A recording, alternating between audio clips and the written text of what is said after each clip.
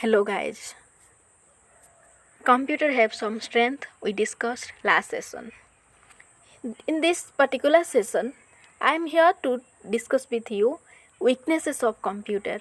How strength is there, similar way some weaknesses are there also for the computer system. What is that weaknesses? That first weakness is lack of intelligence. Computer is a dumb machine with zero IQ.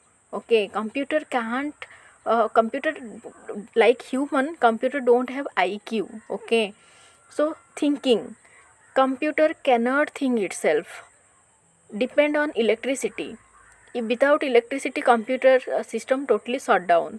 And feelings, it cannot feel about something like a human being. If I say to computer system I am bored, make me laugh, then computer system can't do it for me. Okay, so these four are weaknesses of computer: lack of intelligence, thinking, depend on electricity, and feelings. Thank you guys. Bye bye and take care.